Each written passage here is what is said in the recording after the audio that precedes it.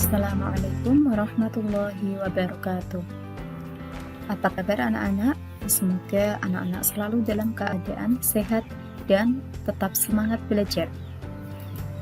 Hari ini, pada pembelajaran tematik, kita akan belajar tentang perubahan cuaca dan pengaruhnya terhadap kehidupan manusia.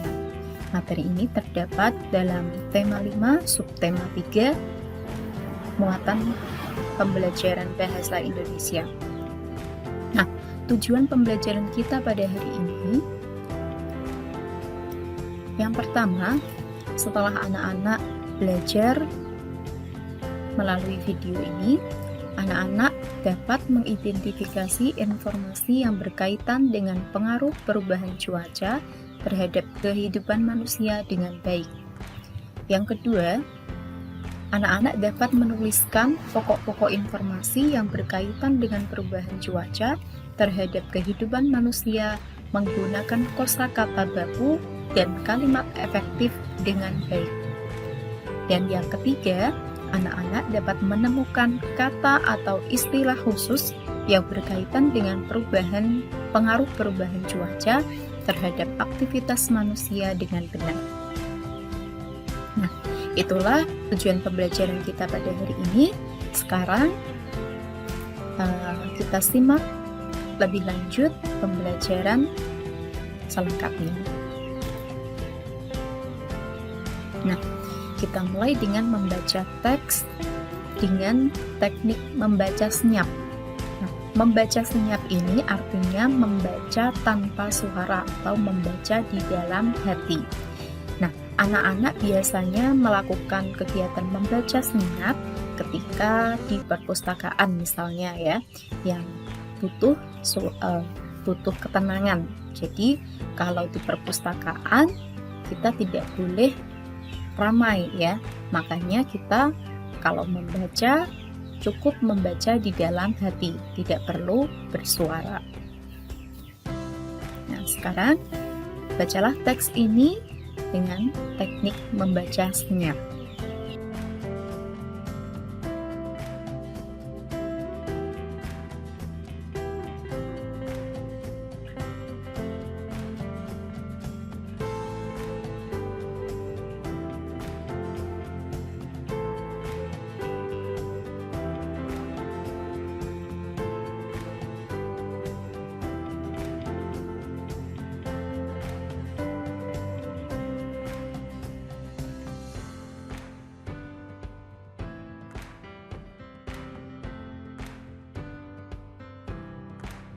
Untuk memahami suatu teks, kita perlu mengetahui pertama apa yang kita baca ya. Nah, apa yang kita baca ini? Ya, tentang pengaruh perubahan cuaca terhadap kehidupan manusia. Nah, cuaca sudah pernah kita pelajari, pengertiannya yaitu keadaan udara pada suatu tempat yang sempit ya. Kemudian pada waktu yang relatif sebentar ya. Misalnya pada hari ini saja, pada hari ini di Kudus misalnya, cuacanya seperti apa? Oh, ternyata yang di kecamatan kota misalnya, kecamatan kota hari ini mendung. Nah, bisa saja di kecamatan lain ternyata cuacanya berbeda. Nah, jadi itulah yang dimaksud dengan cuaca itu hanya berlaku di tempat yang relatif sempit ya, tidak begitu luas. Tidak begitu luas dan waktunya juga hanya sebentar. Pagi dan sore bisa saja cuacanya berbeda ya. Nah, cuaca itu kadang ada yang panas, berawan, mendung, atau hujan. Cuaca ini semua dipengaruhi oleh 3 unsur, yaitu matahari, angin, dan air. Nah, ketika matahari bersinar cerah, berarti cuacanya biasanya panas atau cerah ya. Ketika tidak ada matahari, biasanya karena tertutup oleh awan. Nah, biasanya itu cuacanya adalah mendung atau berawan.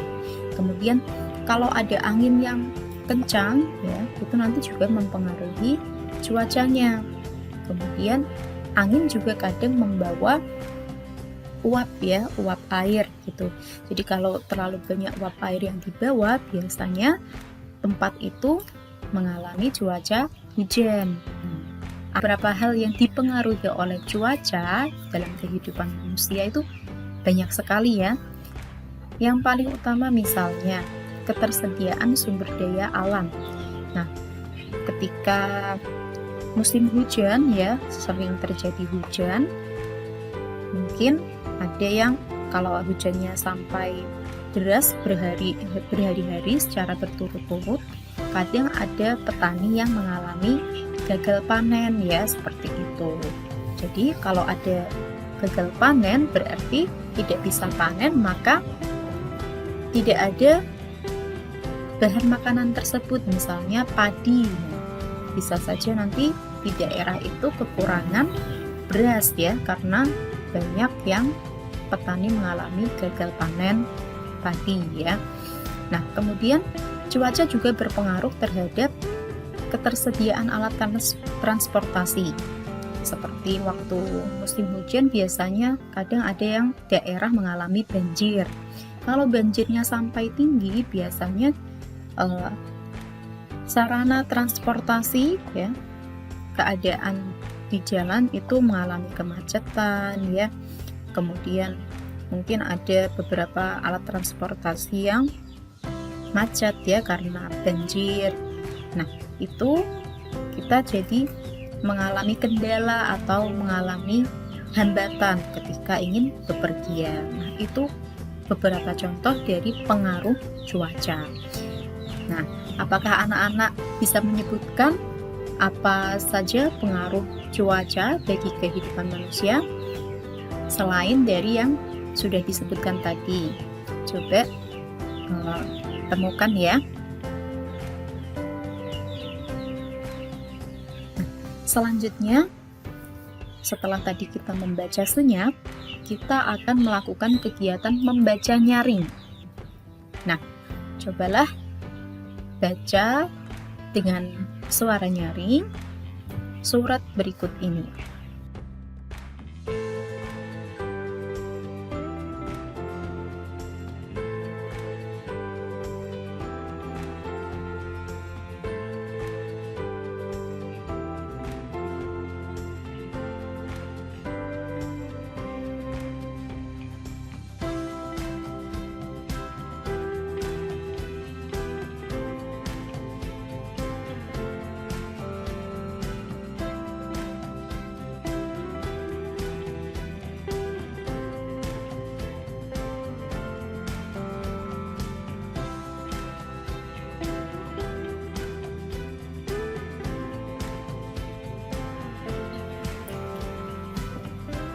Sudah selesai ya.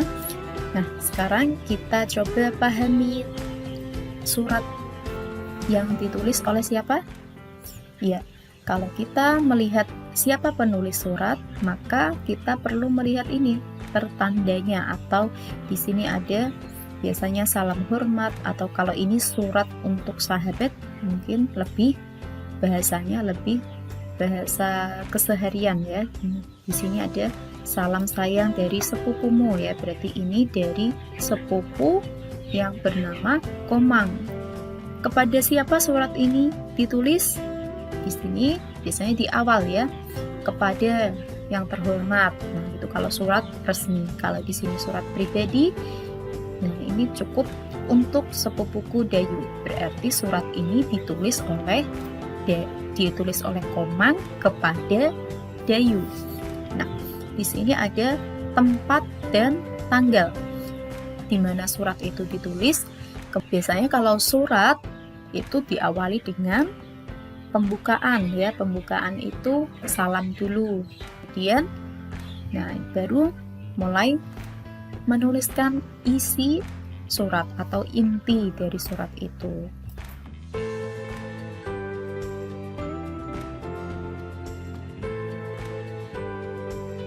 Nah, untuk memahami teks, kita dapat menggunakan panduan. Kita dapat membuat peta pikiran, ya, masih ingat ya kalau peta pikiran itu sebenarnya membantu kita untuk meringkas atau merangkum suatu teks secara lebih sederhana dan mudah kita pahami. Nah, untuk membuat peta pikiran, kita perlu mengetahui pokok-pokok dalam teks dengan panduan 5W1H. Apa itu? Ini dalam bahasa Inggris ya, 5W1H. Nah, W yang pertama yaitu what, atau artinya apa, ya. Jadi apa yang ditulis atau apa yang dibahas dalam teks itu. Kemudian W yang kedua when, artinya kapan. Nah, kapan peristiwa itu terjadi, ya. Jadi tadi apa peristiwa yang terjadi atau apa yang dibahas, kemudian kapan itu terjadi. Selanjutnya where atau di mana. Tempat, ya, berarti ini menyatakan tempat kejadian itu. Lalu W yang keempat yaitu who atau siapa. Siapakah yang mengalami kejadian itu atau siapakah yang melakukan kegiatan, ya, seperti itu. Kemudian W yang kelima yaitu why, mengapa. Nah, kalau untuk menjawab mengapa berarti ini butuh alasan atas terjadinya kejadian tersebut atau peristiwa tersebut. Nah, selanjutnya H, ya, how, bagaimana. Bagaimana ini menjelaskan tentang urutan dari kejadian tersebut atau peristiwa tersebut. Nah, atau caranya kenapa cara peristiwa itu bisa terjadi, ya, atau cara melakukan sesuatu. Nah, how ini menjelaskan lebih banyak, ya. Nah, sekarang dari surat tadi, marilah kita buat peta pikirannya. Nah, di sini kita sudah membuat peta pikiran. Ini sebenarnya hanya pertanyaan-pertanyaan ini hanya untuk memandu kita dalam membuat peta pikiran. Jika anak-anak membuat peta pikiran, tidak perlu menulis pertanyaan, tapi ini hanya panduan saja, ya. Jadi kalau ditulis nanti yang jawabannya, ya. Misal kita mulai dari apa dulu, ya. Peristiwa apa yang diceritakan dalam isi surat? Nah, tadi menceritakan tentang Komang dan teman-temannya membantu korban pengungsi. Nah, usahakan kalau menulis dalam peta pikiran itu buat kata yang sesingkat mungkin, tidak perlu panjang-panjang, ya, karena kita butuh ringkasannya. Kemudian kita menjawab ini, ya, kapan dan di mana. Ini digabung, ya. Jadi kapan tadi when, dan di mana itu tadi where. Jadi digabung jadi satu. Tadi, nah, kapan? Ya, waktunya sesuai dengan tanggal surat itu, ya, sekitar bulan Agustus 2017. Kemudian tempatnya ada di Denpasar, di Pulau Bali, ya. Nah, kemudian kita jawab pertanyaan, sebenarnya urutannya siapa dulu, ya, tapi tidak apa-apa, ya. Kita jawab yang mengapa dulu, mengapa atau when. Mengapa peristiwa itu terjadi atau mengapa Komang dan teman-temannya membantu korban pengungsi? Karena Gunung Agung dalam status waspada. Jadi maksudnya status waspada itu pada gunung berapi ketika mulai terjadi mengalami aktivitas vulkanik atau mau meletus, jadi ada tingkatan-tingkatannya, ya. Nah, kalau waspada berarti kita sudah warga yang berada atau yang tinggal di sekitar gunung berapi itu perlu untuk evakuasi atau mengungsi dari gunung itu ya, menjauh supaya aman. Nah, kemudian bagaimana? Kita jawab pertanyaan yang bagaimana cara menanggulangi peristiwa itu. Nah, bagaimana cara ini menanggulangi ini, korban pengungsi ini ya, atau how ya pertanyaannya. Nah, caranya dengan memberi bantuan kepada para pengungsi. Jadi tadi Komang itu menulis surat kepada Dayu untuk meminta bantuan agar dapat disalurkan kepada para pengungsi Gunung Agung itu. Nah, kemudian pertanyaan siapa yang mengalami peristiwa itu, atau pertanyaan who? Jawabannya adalah warga sekitar Gunung Agung. Untuk merangkum suatu teks ya dengan bantuan peta pikiran tadi, kita cukup menggabungkan jawaban-jawaban ini ya, atau peta pikiran ini, misalnya seperti ini. Ini kapan dan waktu ini, kapan dan di mana ini bisa kita gabungkan dengan peristiwa apa. Misalnya seperti ini. Pada bulan Agustus tahun 2017 di Denpasar, Komang dan teman-teman membantu korban pengungsi. Kemudian itu kalimat pertama. Kemudian yang kalimat kedua, warga sekitar Gunung Agung mengungsi karena Gunung Agung dalam status waspada. Jadi ini digabungkan ya. Kemudian yang terakhir, selama mengungsi untuk mencukupi kebutuhan hidup sehari-hari, para warga memberikan bantuan kepada para pengungsi itu. Nah, jadi itu sudah merupakan rangkuman yang mencakup seluruh isi surat tadi. Selanjutnya, teks yang terakhir ini anak-anak baca dengan suara senyap ya.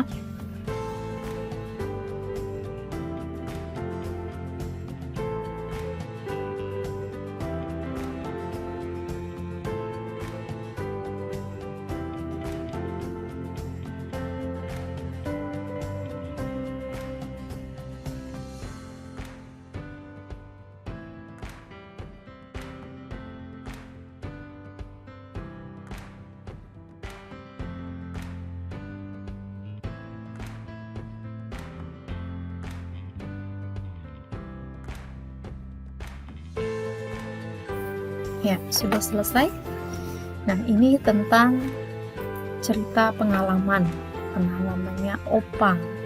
Opa itu artinya kakek. Nah, ini cerita pengalamannya opanya Lani ketika naik pesawat saat hujan. Apa saja itu yang terjadi? Anak-anak dapat membacanya pada mulai paragraf 2, 3, dan 4 ya.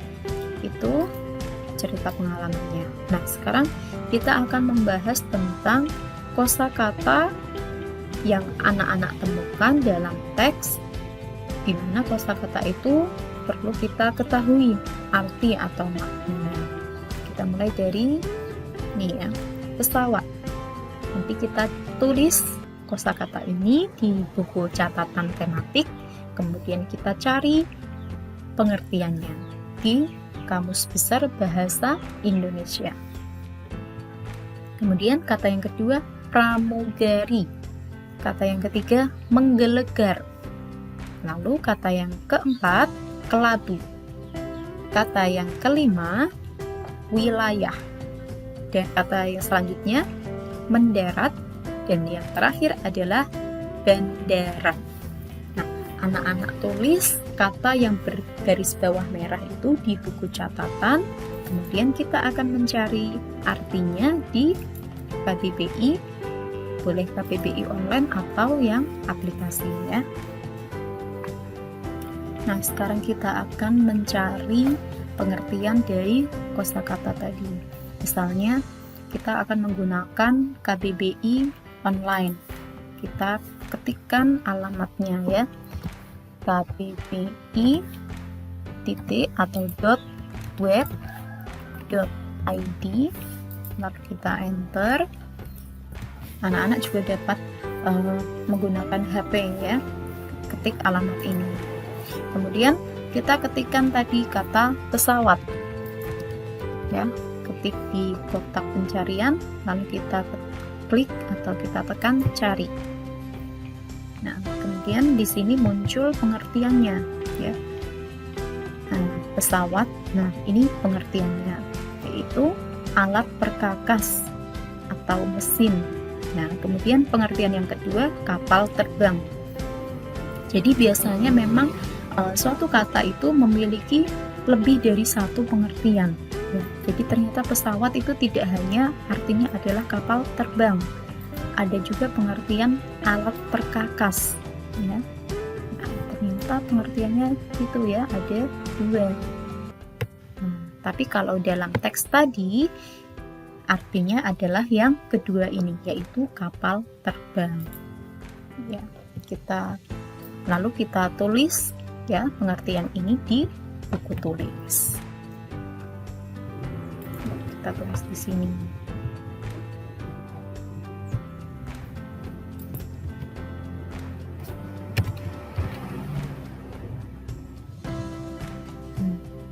Jadi ada dua pengertian. Yang pertama, pesawat berarti alat perkakas atau mesin. Kemudian pengertian yang kedua yaitu kapal. Nah, yang bergaris miring ini itu contoh penggunaan kata itu dalam kalimat ya. Motor itu dijalankan dengan, nah ada garis dua, itu maksudnya kata tadi pesawat. Jadi motor itu dijalankan dengan pesawat. Nah, itu contoh dalam kalimat ini. Nah, seperti itu. Kemudian kita lanjut ke kosakata yang kedua, pramugari. Kita hapus dulu yang pertama tadi, lalu kita ketikkan pramugari. Nah, kita ketik, setelah itu kita tekan cari. Nah, pramugari artinya adalah karyawati perusahaan pengangkutan umum, baik itu udara, darat maupun laut, yang bertugas melayani penumpang ya. Kalau ada kata karyawati berarti itu karyawan perempuan. Untuk kata berikutnya, anak-anak lanjutkan kegiatan ini ya, tulis di buku catatan ya. Jadi demikian pembelajaran kita pada hari ini. Semoga anak-anak dapat memahami dengan baik dan mengikuti kegiatannya. Demikian, kita lanjutkan lagi pembelajaran ini di pertemuan berikutnya.